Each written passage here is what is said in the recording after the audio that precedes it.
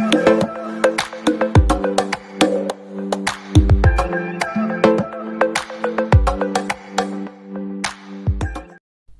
Friends, आपका स्वागत है। तो जैसा कि आपको दिख ही रहा होगा, हमारा आज का टॉपिक क्या है? Failure of Rutherford model. अब आप सोच रहे होंगे सर ये भी फेल हो गए, मतलब इन्होंने इतना अच्छा मॉडल दिया यार कि न्यूक्लियस की खोज कर डाली, इन्होंने बता भी दिया कि इलेक्ट्रॉन्स उसके चारों ओर घूम रहे हैं न्यूक्लियस के, ये बंदा भी फेल हो गया। तो हाँ भाई, ये बंदा भी फेल हो गया। अब देखिए कैसे। तो इसका पहला रीजन तो था कि मैक्सवेल ने एक प्रयोग किया था, हम उसे देखते हैं पहले। वही थी इनकी फेल होने की बहुत बड़ी रीजन। तो अब आप सोच रहे होंगे कि मैक्सवेल ने ऐसा क्या बता दिया कि जिसने रदरफोर्ड के मॉडल को फेल कर दिया। तो आइए सुनते हैं मैक्सवेल ने क्या कहा। मैक्सवेल थ्योरी कहती है एनी एक्सेलरेटेड, यानी जो मूव कर रहे हैं, एनी एक्सेलरेटेड चार्ज पार्टिकल। ठीक, मैं क्या बोल रहा हूं समझ में आ रहा है ना? Any accelerated charge particle emits radiation and loses energy. मतलब कोई भी जो चार्ज पार्टिकल होगा, अगर वो एक्सेलराइज्ड है, मतलब एक्सेलरेशन कर रहा है, ठीक, मूव कर रहा है, यानी उसकी वेलोसिटी चेंज हो रही है, तो वो रेडिएशन एमिट्स करेगा, यानी कुछ एनर्जी रिलीज करेगा। ठीक, और अगर वो रिलीज करेगा तो उसकी एनर्जी कम हो जाएगी। ये सत्य था, ये सही भी बात है। कोई भी चार्ज पार्टिकल मतलब अगर घूमेगा या एक्सेलरेट होगा तो उसकी एनर्जी रिलीज होगी, मतलब वो emits radiation and loses energy. आइए पहले से लिख देते हैं आपके लिए, तो आप इसे पढ़ लीजिए एक बार। Any accelerated charge particle emits radiation and loses energy. अभी आप सोच रहे होंगे इसका रदरफोर्ड से क्या ताल्लुक है? भाई रदरफोर्ड ने ऐसा क्या काम कर दिया जिनको बुरा लग गया? तो भाई सबसे पहले इधर देखिए, एनी एक्सेलरेटेड चार्ज पार्टिकल, तो इलेक्ट्रॉन्स प्रोटॉन्स ये सब भी तो चार्ज पार्टिकल्स है ना। तो डायरेक्टली मतलब हो जा रहा है उससे, उसी से लिंक कर रहे हैं रदरफोर्ड के मॉडल से। अब आप देखिए रदरफोर्ड ने क्या कहा था। उन्होंने बताया कि भाई एक न्यूक्लियस है, प्रोटॉन साइड, ठीक। अब एटम खाली है, उनके आजू बाजू इलेक्ट्रॉन्स मूव कर रहे हैं। तो मैंने आपको बताया था इलेक्ट्रॉन्स मूव कर रहे हैं, मतलब वेलोसिटी चेंज हो रही है, ठीक, एक्सेलरेटेड है ये इलेक्ट्रॉन्स, ठीक। तो मैक्सवेल थ्योरी से एक बार रिलेट करिए इसे कि any accelerated charge particle, electrons जो है चार्ज पार्टिकल है, वो एमिट्स करेंगे। तो उन्होंने क्या कहा कि यही बताया कि इलेक्ट्रॉन्स की वेलोसिटी चेंज हो रही है, वो मूव कर रहे हैं, फोर्स लग रहा है, ये सब आपको पता चला। लेकिन जब आप इस थियरी से रिलेट करेंगे, क्योंकि भाई इलेक्ट्रॉन्स भी चार्ज पार्टिकल है, इस पर नेगेटिव चार्ज है, ठीक। तो जब इलेक्ट्रॉन्स न्यूक्लियस के चारों ओर घूमेंगे, मतलब एनी एक्सेलरेटेड चार्ज पार्टिकल, मतलब इलेक्ट्रॉन्स जो एक्सेलरेटेड है, चार्ज पार्टिकल भी है, वो जो मूव करेंगे ना, एक्सेलरेट करेंगे, तो दे एमिट्स रेडिएशन, मतलब वो एनर्जी मुक्त करेंगे। याद है मैंने बताया था आपको कि भाई चल रहे तो एनर्जी तो निकलेगी ही, जाहिर सी बात है। और वो अपनी एनर्जी कम हो, मतलब उनकी एनर्जी खत्म भी होने लगेगी। जब ऐसा होगा तो भाई प्रोटॉन तो ज्यादा ताकतवर है, वो क्या करेगा, फटाक से खींच लेगा। अब आप एक चीज सोचिए, मैं आपको ऐसे, आपको शायद समझ में नहीं आ रहा होगा। अब आप सोचिए जैसे दो लोग हैं या फिर दो टीम बनी है। हाँ, ये रस्सी खींचने वाली, ये रस्सी है, ठीक। दो लोग हैं यहाँ, मतलब एक टीम बनी है, यहाँ पे कुछ लोग हैं, ये और यहाँ पे भी मान लो 3 लोग हैं। थोड़ा अच्छा नहीं है ड्राइंग, लेकिन आप समझ सकते हैं। अब ये लोग खींच रहे हैं रस्सी, आपस में खींचा खींची कर रहे हैं। इनको बराबर खाना पानी में दे रहा हूँ, हैं, बराबर एनर्जी इनको दे रहा हूँ। इनको कुछ नहीं, बेचारे भूखे, इनको कोई देखभाल के लिए नहीं है। अब सोचिए ये 1-2 दिन खींचेंगे, 3 दिन खींचेंगे, ठीक, आपस में खींचेंगे, इनको बराबर खाना पानी, मतलब इनको एनर्जी बराबर दी जा रही है ना, और इनकी एनर्जी कम होते जा रही है। अब ये जो ज्यादा पावरफुल वाला है, एक टाइम ऐसा आएगा फटाक से इसे खींच लेगा अपनी साइड, है कि नहीं? तो ऐसे ही सेम इधर भी, जब इलेक्ट्रॉन्स मूव कर रहे हैं, यानी अपनी एनर्जी खो रहे हैं, एनर्जी रिलीज कर रहे हैं अपनी, तो एक टाइम तो ऐसा आएगा कि प्रोटॉन्स जो है, जो ज्यादा पावरफुल है, वो इलेक्ट्रॉन्स को अपनी ओर खींच लेंगे, ठीक। ऐसा नहीं कि मैक्सवेल की थ्योरी गलत थी ना, मैक्सवेल की थ्योरी 100% सही थी, ये करेक्ट है एकदम। लेकिन रदरफोर्ड ने नया नया खोजा, तो इससे जब रिलेट किया इसे, तो भाई गड़बड़ निकल रहा है। आप ही सोचिए, जब इलेक्ट्रॉन्स मूव करेंगे, मतलब घूमेंगे आसपास, एक्सेलरेटेड भी हैं, चार्ज पार्टिकल भी हैं, भाई जाहिर सी बात है लूज एनर्जी, यानी एनर्जी रिलीज भी करेंगे अपनी। तो अपनी एनर्जी जब रिलीज करेंगे तो अपनी एनर्जी खो भी देंगे। जिससे क्या होगा कि जो प्रोटॉन्स है, यानी न्यूक्लियस जो है, वो उसे अपनी ओर खींच लेगा, फटाक से खींच लेगा, है कि नहीं?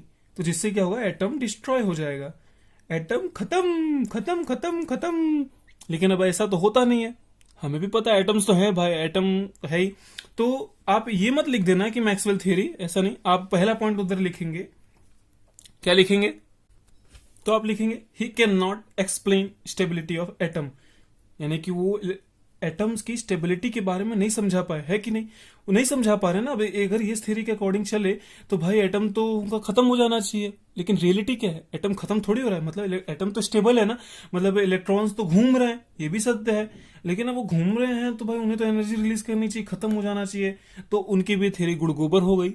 तो ये बहुत ही बड़ा उनका लॉस था, बहुत ही बड़ा फेलियर था उनका कि उन्होंने वो स्टेबिलिटी के बारे में नहीं बता पाया एटम्स की, कि भाई ऐसा क्यों हो रहा है, मतलब घूम तो रहे हैं, जाहिर सी बात है। उन्होंने भी कहा हाँ सही है, घूम रहे तो एनर्जी रिलीज करेंगे, एनर्जी रिलीज करेंगे तो ताकत कम होगी, न्यूक्लियस खींच लेगा, एटम नष्ट हो जाना चाहिए।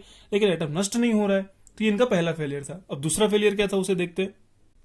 तो दूसरा पॉइंट क्या है, उन्होंने क्या नहीं बता पाए, he can not explain line spectrum. तो लाइन स्पेक्ट्रम क्या है? सबसे पहले तो बात कितने लोग को पता है, पहले तो ये बताओ। मुझे पता है किसी को नहीं पता हुआ।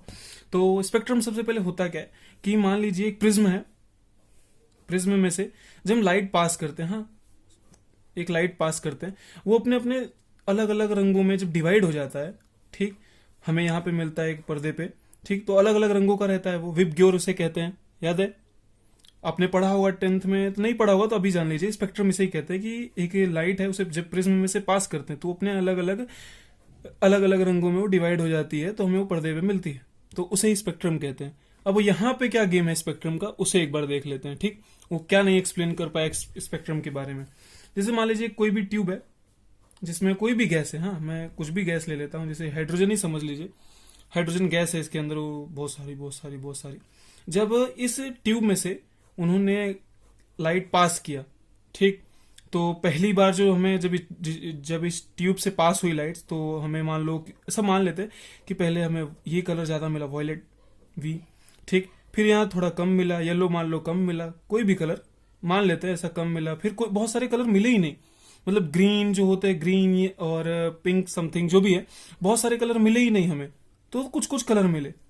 तो ये चीज वो एक्सप्लेन नहीं कर पाए। मान लो अब हम हीलियम ही ले लें इधर, मान लो हम हीलियम ही ले लें इधर, ठीक, तो यहां पे जब पर्दे पे आई, जब यहां से पास हुई, तो यहां पे हमें ज्यादा अमाउंट में क्या मिली, येलो मिल गई। मान लो ये वायलेट यानी बैगनी कम मिली, और भी कोई गैस नहीं मिली। तो ये चीजें हो रही थी, ये उसे एक्सप्लेन नहीं कर पाया ऐसा क्यों हो रहा है। इसका मतलब यहाँ उन्हें कुछ लाइंस मिल रही थी, कुछ लाइंस नहीं मिल रही थी। देखिए जैसे कि जब हाइड्रोजन ली तो वॉयलेट मिला, ठीक, उन्हें वॉयलेट भी मिला, येलो भी मिला, ब्लू भी मिला, तो ग्रीन ये सब, रेड ये सब उन्हें गायब हो गई, ये सारी हमें मिली ही नहीं उसमें। जब यहाँ से व्हाइट लाइट पास की गई, ठीक, व्हाइट लाइट यानी श्वेत प्रकाश इसे कहते हैं हिंदी में, हिंदी वालों के लिए। तो ऐसा हुआ, जब हमने हीलियम ले ली तो येलो बहुत ज्यादा अमाउंट में मिल गया, बाकी सब कम कम मिले, कुछ कुछ नहीं मिले, ऐसी ऐसी हरकतें हो रही थी। तो ऐसा क्यों हो रहा था वो उसे समझा ही नहीं पाए। तो ये दो बड़े फेलियर थे रदरफोर्ड मॉडल के, ठीक। पहला क्या, मैक्सवेल वाला, मैक्सवेल जो एक्सपेरिमेंट हुआ कि उन्होंने बोला भाई एक्सेलरेट हो रहा है तो वो खत्म हो जाएंगे, लेकिन ऐसा हो नहीं रहा है, रदरफोर्ड इसे भी नहीं समझा पाए। दूसरा ये स्पेक्ट्रम क्यों हो रहा है वो उसे भी नहीं समझा पाए, ऐसी हरकतें क्यों हो रही है उसमें, ठीक। ये दो उनके बड़े फेलियर थे। वैसे आप स्पेक्ट्रम पढ़ेंगे अच्छे से, इसका एक पूरा टॉपिक ही अच्छा सा है। तो अभी तो आप इतना जाने कि वो ये दो बड़े बड़े इनके फेलियर थे जिन्हें नहीं समझा पाए, लेकिन फिर भी रदरफोर्ड ने भाई बहुत अच्छा अपना एक्सपेरिमेंट दिया है कि नहीं, आपके हिसाब से देखे तो थॉमसन का भी फेलियर, उन्होंने यही बताया कि इलेक्ट्रॉन मूव कर रहे हैं, घूम रहे हैं।